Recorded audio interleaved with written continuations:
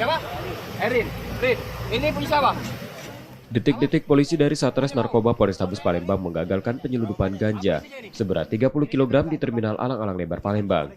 Ganja kering seberat 30 kg ini akan diselundupkan seorang pria asal Jawa Barat bernama Erwin melalui jalur darat dengan menumpang bus akap. Penangkapan bermula dari laporan yang diterima polisi.